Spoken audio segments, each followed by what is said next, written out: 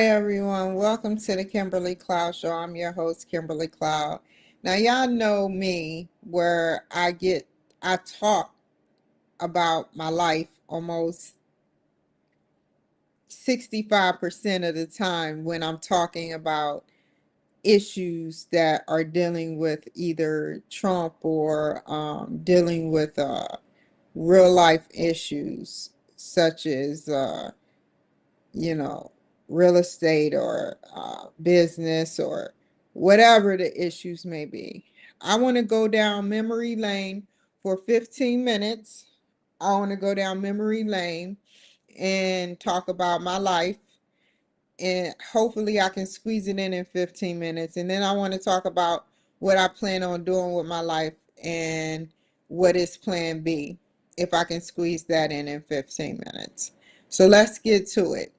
So I am originally from Washington, D.C., but I grew up in Charlotte, North Carolina most of my life. I moved from Washington, D.C.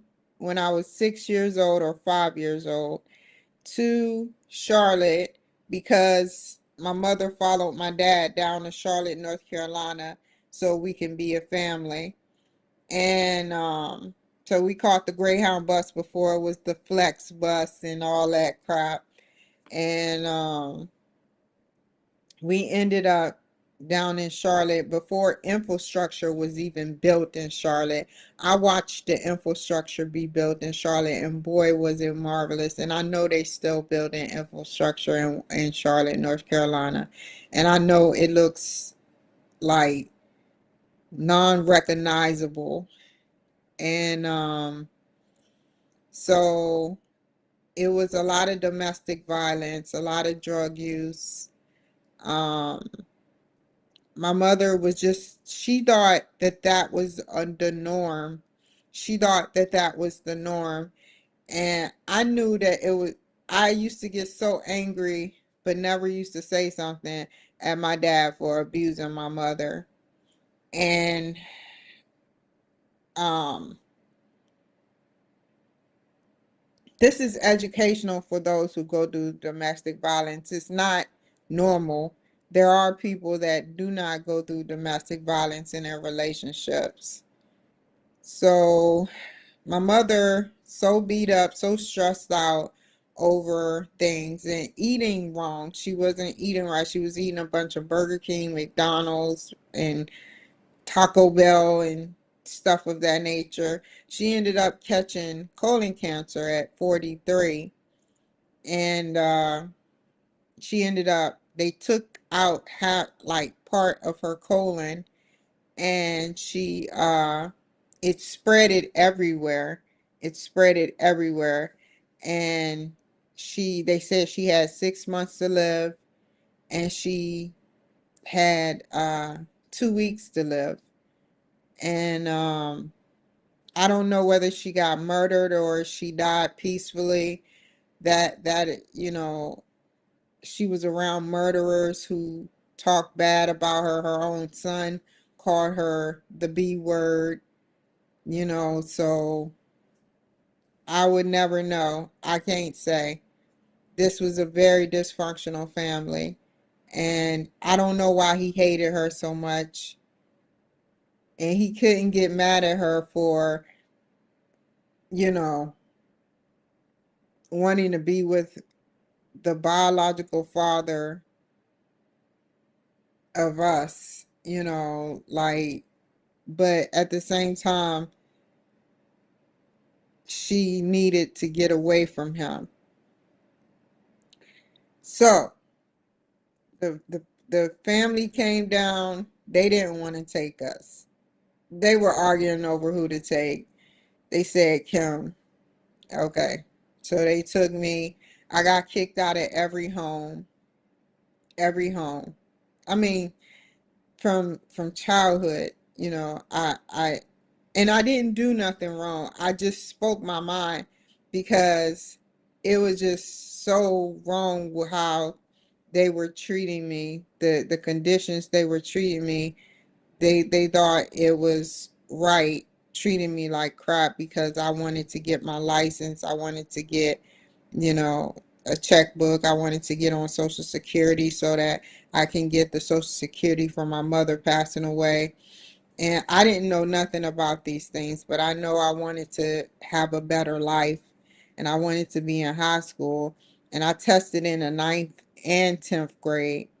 But if I complete ninth and 10th, I can be testing in the 11th grade by next year, which is my grade to test in, and take 12th grade classes.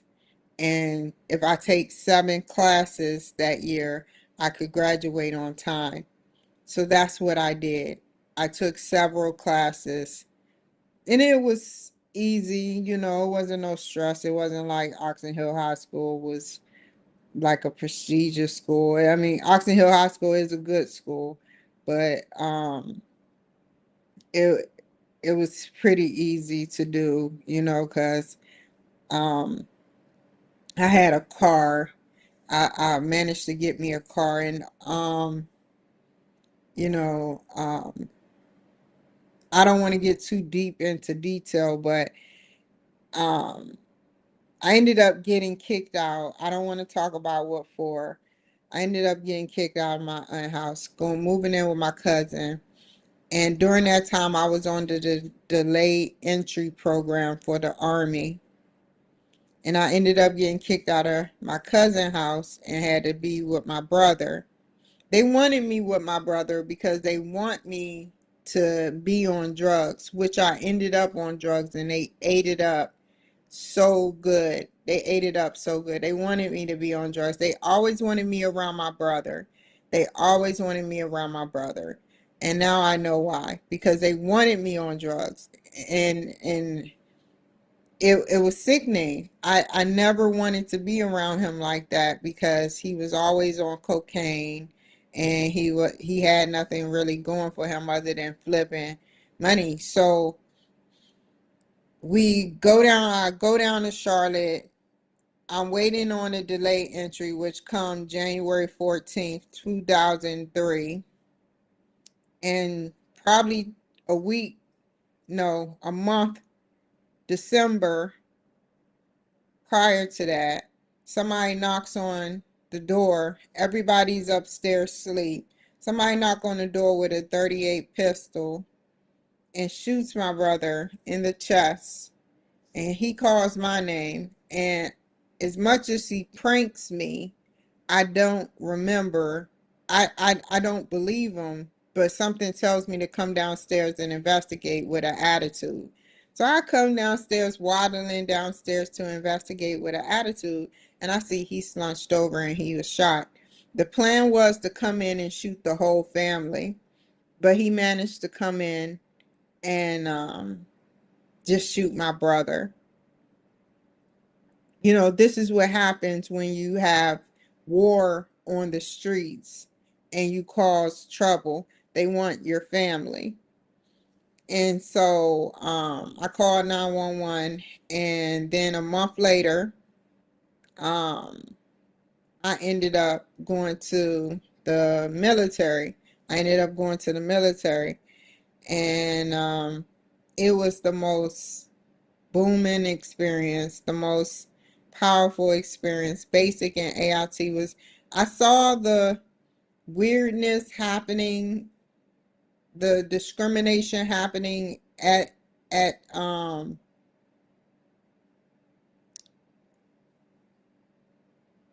basic and AIT. Not basic. I say AIT. AIT I saw it mostly, you know, where they let two twin girls cheat on a PT test because they were having sex with the NCO, you know, stuff like that that happened, you know, the discrimination that was happening. And I would speak up about it, you know, stuff of that nature. But I kept pushing and then when I got to my unit, my whole my whole unit had my back in Korea. My whole unit. But when I got to Fort Campbell, they did not have my back. They were drinking heavily. They were stripping for the commanders. They were utilizing marijuana, which marijuana was illegal and still is in the military. A lot of stuff was happening. So, yeah, they found every opportunity to get me in trouble. Every opportunity I was getting in trouble. And the Army Review Board saw through what they were trying to do. They were trying to make it hard for me to get a honorable discharge. And that's what they did. And, you know, it was terrible. I was hurt from it. It took me a long time to get that discharge, but I turned in the evidence. I went to the doctors. I went to the chain of command while I was there and what I had from when I was there, and I showed them everything, everything I had, the write-ups, everything. And they said to themselves, they said, you know what? She done been through enough. She did her, I did so much work for so much that they used to get me in trouble for. You know, like seriously, I was the hot commodity to get in trouble for. You know, like make her work type thing. It was sad, man. I had nobody trying to help me. It was just all about getting me in trouble to make me work, to have somebody free to work, you know. So, but anyway, got out the military, got that honorable discharge, and got into a couple of relationships, you know, got divorced. I'm not currently quite divorced because I'm trying to work on getting a divorce, but my ex-husband has completely ghosted me. So I'm going to work on getting an annulment and say that he wasn't mentally capable of an annulment and get some paperwork showing that he's mentally unstable to, you know, claim he's married or something of that sort, you know, and I was forced into marriage, which is true, you know, and that he put a gun to my head, which he did, and pulled the trigger, you know, and slept with my employee and got her pregnant, you know, things of that nature, you know, so fast forward real quick, I got 15 minutes. So what I'm going to be doing for that's you see where I was, you see where I was, how my life was completely in shambles. You see, and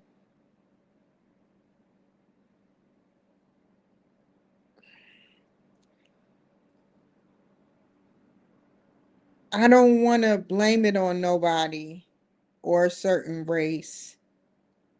You know, I don't want to blame it on nobody but a certain race. I can tell you the races that I came across that has done this to me, and you'll be surprised at the races that has done this to me.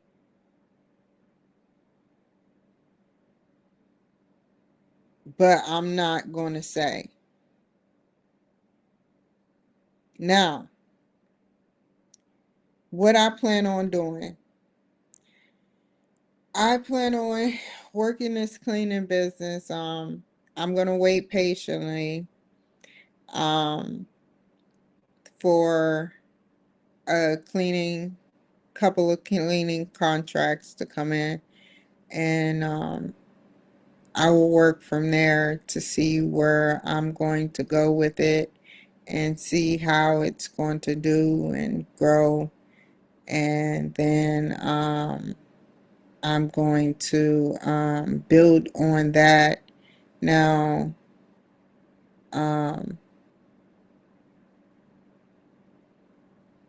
I want to make sure I'm legit as possible. Um, I am going to be legit, I am legit. I'm working with them as much as I can. I actually go to see them today, and I'm happy about that. Um, and plan B is real estate. If ever I see something going downhill where something is going awry and it seems like it's unfair, I'm not saying that it will be, but I'm just saying things happen where things happen unfair, and it happened to me before. Anything can happen. You never know. So I will go towards real estate, take a real estate class real quick, and go into real estate and save up my money to flip houses, because I really want to flip houses. I'm not waiting on that nest egg to happen. I don't want to get into real estate fully. I want to be able to flip houses through the cleaning business. I want to be able to flip houses through the cleaning business. That's what I want to do. And I want to be able to run that smoothly and efficiently and ethically and as good as possible with fairness and in a fair way. What I say on my show has nothing to do with how I feel about people. We get politics mixed up in how we feel about people, and it's just not right. You like Trump, I don't like you because you like Trump type thing. And that's where I draw the line. I don't care, what happens, what I speak on here is one thing, but when I get out on that floor and talk to you, that's another thing. Like I'm professional, I maintain professionalism, and that is that. And I would like that to continue. And that's how I feel, you know. So I just want it to be fair. I plan on growing my business completely with this cleaning business. I want to. But I've noticed I've been doing a lot of reading, and I noticed a lot of people say, if you like looking at friends, and they be like, if you like Trump, swipe left. I don't care about you. And I'm like, would Jesus say, or Yeshua say something like that? Would Yeshua say something like that? No, they wouldn't. They wouldn't say nothing like that. They wouldn't say because you like the devil, like they would tell you the reasons why you shouldn't like him, because he's been here longer and stuff. It's various ways to shut that down. But yeah, I'm about to get off of here because I have an appointment to get to, and I hope y'all like my show. It's very educational to see a girl that came across, you know, with a lot of people that are they had no reason to live, and they dragged people down with them in the loops of homelessness and hell. And I've been stopped using. I've been stopped using hardcore drugs. They beat me up hard. It beat me up hard, man. And yeah, it's say no to drugs. That's the easiest thing you can do is say no to drugs. So I'll be back on here later. Y'all take care, be safe, and I'll see y'all again later. Bye. Never waste my time, you are out.